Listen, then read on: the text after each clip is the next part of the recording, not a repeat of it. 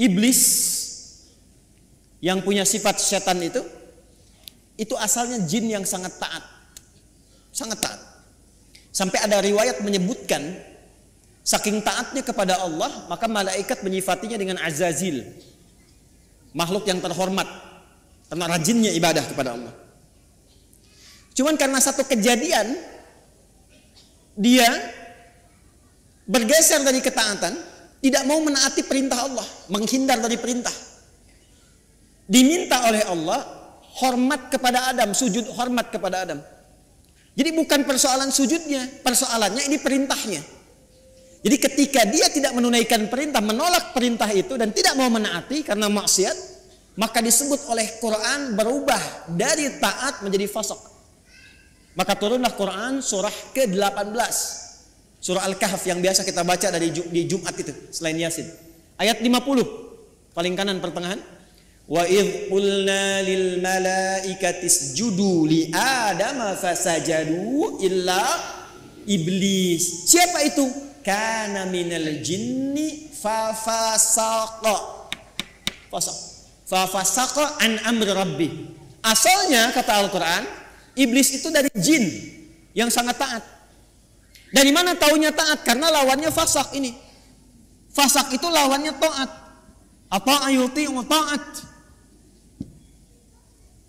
Tapi karena tidak taat pada perintah Allah, tahu dari mana tidak taatnya? Quran surah 7 Al-A'raf ayat 11 sampai 12. Qala ma mana'aka alla tasjuda idh amartuk. Hei kamu, kata Allah, kenapa kamu enggak taat ketika aku perintahkan untuk sujud? Apa yang mencegah kamu untuk hormat pada Adam ketika aku perintahkan? Kata Allah, hei iblis, bukan masalah sujudnya, ini perintahku, kenapa enggak mau taat? Maka iblis menjawab, ana khairum minhu, khalaqtani min narin wa khalaqtahu min tin. Aku lebih hebat dibandingkan dengan dia. Kau ciptakan aku dari api, dia dari tanah. Gak level, yang tinggi hormat ke bawah. Membawa kesombongan kepada diri, itu namanya istakbar. Istakbar, menampakkan kesombongan namanya takabur. Karena dia membawa melekatkan kesombongan pada dirinya, maka pekerjaan itu disebut dengan istakbar. Enggan, tidak mau disebut dengan aba. Kenapa? Karena istakbar. Quran surah kedua Al-Baqarah ayat 34. Wa idh qulna lil malaikati isjudu li Adama fasajadu illa iblis aba wastakbar wa kana minal kafirin. Makanya ketika keburukan menutupi kebaikannya, ingat, ada baik menutup buruk, ada buruk menutup baik, itu beda. Kalau baik, ini pakaian baik, menutup yang buruk. Ada bagian tubuh kita yang gak enak dipandang, buruk. Makanya disebut aurat. Aurat itu gak enak kalau terbuka, aurat itu terbuka. Ya, aurat itu terbuka. Sesuatu yang terbuka gak enak dipandang. Beda dengan binatang kan? Binatang tuh gak enak dilihat kalau dipakein, pakai pakaian. Manusia ada bagian tubuhnya yang gak enak dipandang. Kalau dipandang gak enak, makanya harus ditutup. Bahasa singkatnya disebut aurat namanya. Nah, yang buruk ditutup dengan yang baik, maka yang baiknya disebut dengan libas namanya. Dari kata labisa disebut libas. Walibasu taqwa dzalika khair. Sebaliknya, kalau yang buruk menutup yang baik, sudah ada yang baik, ditutup yang buruk, maka berubah kalimatnya menjadi balasa. Makhluk yang ketutupan itu disebut dengan iblis. Iblis kenapa disebut dengan iblis? Disebut dengan iblis untuk menggambarkan karena dia menutup semua sifat baiknya dengan kesombongan dan keburukan itu. Makanya sejak saat itu diharamkan oleh Allah kesombongan seakan-akan mengenakan jubah keagungan Allah Subhanahu wa taala. Jelas di sini? Balik sini.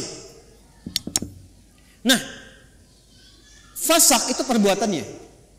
Fasik itu orangnya. Fasikin itu jamaknya. Secara singkat,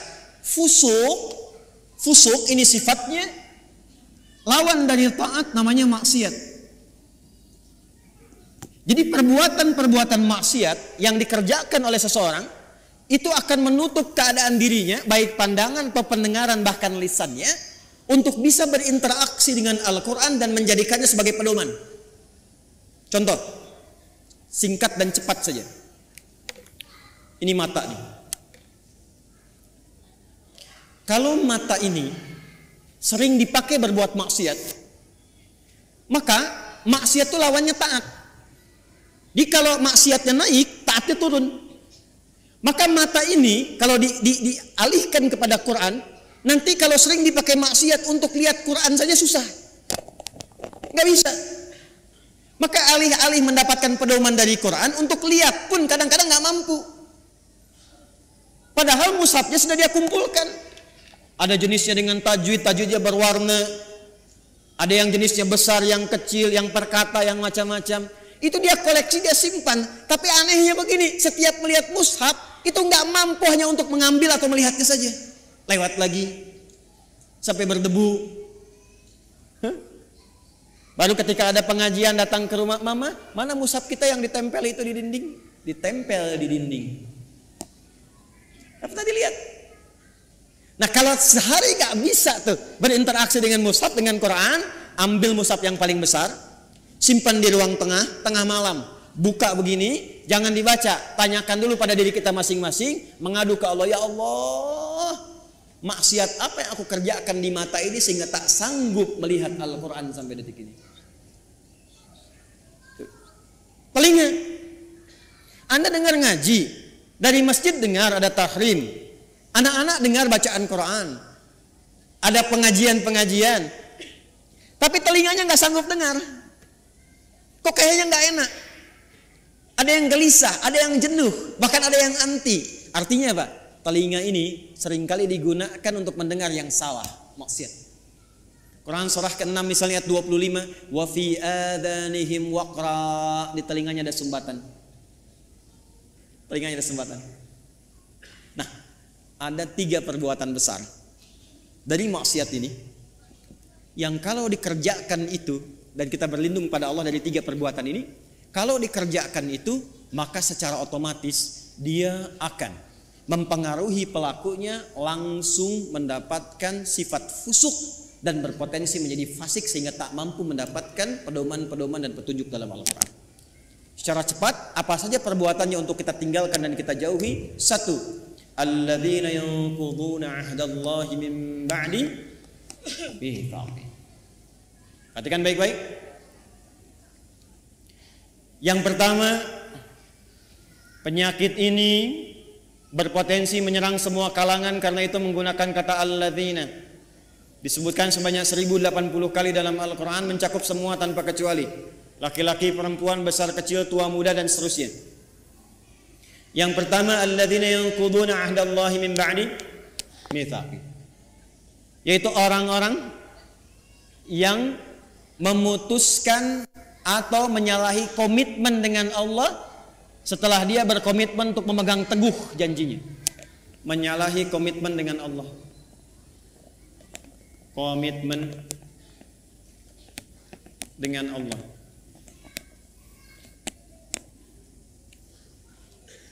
Praktek langsung. Awas hati-hati, awas hati-hati. Apa komitmen pertama kita yang paling pokok dengan Allah?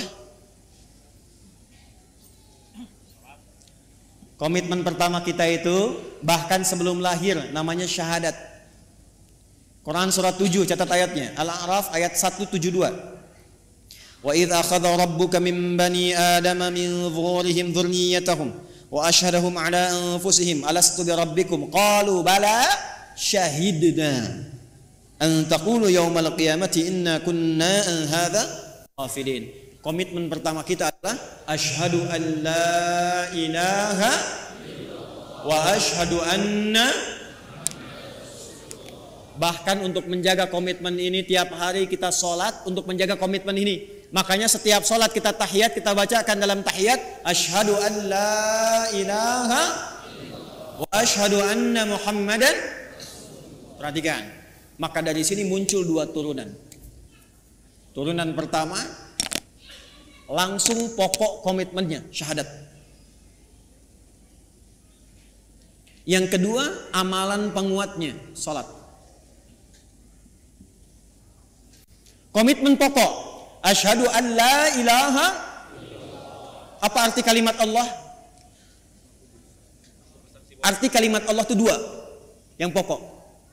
1, yang dipertuhankan. Yang dipertuhankan. Jadi Allah itu bukan sifat, Allah itu nama. Ya, bukan sifat.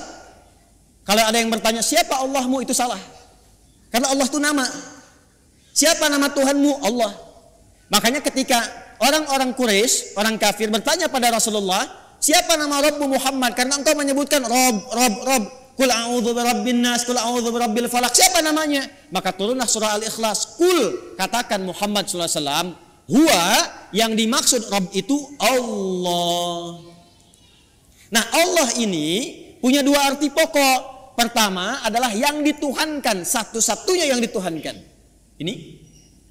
Yang kedua, yang diibadahi. Kedua makna ini ada di Quran surah ke-20 ayat 14. Allah mengenalkan dirinya kepada Musa alaihi salam dengan dua makna ini. Innani anallah, kata Allah, akulah Allah. Nama. Apa artinya Allah? La ilaha illa ana, la ilaha illa. La menolak. Ilaha yang dipertuhankan, illa menetapkan. La-nya nafi, illa-nya isbat. La ilaha, tidak ada satupun yang dipertuhankan. Illa, kecuali, kata Allah, ana, Allah. Kecuali saya, kata Allah. Maka kalau sudah mengatakan Tuhan saya Allah, Anda mengatakan asyhadu alla ilaha illallah, maka komitmennya jangan pernah menuhankan selain Allah. Paham? Saya ulang, jangan pernah menuhankan selain siapa? Ingat, kita menghormati keyakinan orang lain. Dan toleransi tertinggi dalam menghormati itu adalah tidak mencampuri ketuhanan di luar apa yang kita yakini. Karena itulah ayatnya berbunyi lakum dinukum la ikraha. Jangan ganggu, nggak boleh. Hormati saudara kita, yang Kristen, yang Hindu, yang Buddha, yang Konghucu, hormati. Tapi jangan campuri. Karena toleransi terbaik itu tidak mengikutinya. Silahkan masing-masing, jangan ganggu. Gak boleh merasa terganggu, tapi jangan ikut-ikutan. Gak usah ikut-ikutan. Toleransi tertinggi dalam akidah itu zero tolerance, supaya saling menghormati. Ya, karena kalau Anda datang ke tempat itu, Anda ingin menghormati tapi ikut-ikutan, itu terjadi sifat munafik nantinya. Ya, di lisan iya, di hati mengingkari. Itu gak boleh. Islam gak suka begitu. Antara lisan dengan hati itu harus sama. Ya, jangan sampai, mohon maaf, ya, lisannya berkata, ya ikuti senyum, tapi hatinya mengingkari. Salah sesembahanmu, itu bukan Tuhanmu. Nah, Islam gak mau begitu. Hormati orang lain, silahkan yakini apa yang Anda yakini. Kalau pengen tahu tentang Islam kami ajarkan, ya, tapi jangan ikut-ikutan. Dan tidak boleh mengganggu, itu yang paling indah. Lakum dinukum. Karena itu kalau sudah la ilaha il, asyhadu an la ilaha il, maka tidak boleh mengatakan kalimat ini. Camkan ini. Tuh. Kedengaran? Begitu Anda lakukan, ambulan nanti siap menanti. Dan ambulannya malaikat maut itu yang paling sangat menegangkan. Kalau sudah mengatakan la ilaha, asyhadu an la ilaha, itu komitmen. Maka tidak boleh ada kalimat ini. Camkan. Semua agama sama, menuju pada Tuhan yang sama, cuman caranya beda-beda. Maka itu sudah mulai pelanggaran terhadap komitmen. Saya yakin orang-orang yang seperti itu tidak akan pernah atau kesulitan dia mendapatkan petunjuk dari Quran. Yang ada apa? Semakin salah ngajinya. Ayatnya semakin dipotong-potong. Ayat tentang menuhankan Allah dipotong. Ayat tentang sholat pada akhirnya nggak sholat. Ayat tentang puasa pada akhirnya nggak pada puasa. Itu yang kebablasan. Di orang-orang kalau sudah begitu, apalagi mengolok-olok ayat, pada ujung-ujungnya nggak yakin tentang Qurannya sendiri. Dan kalau dites ngaji, ujungnya nggak bisa ngaji juga itu. Ini yang bahaya. Di orang-orang yang seringkali melanggar komitmen, pada akhirnya sulit mendapatkan petunjuk dari Al-Quran. Yang ada, Quran akan dipotong-potong sesuai dengan selera nafsunya. Jelas? Awas.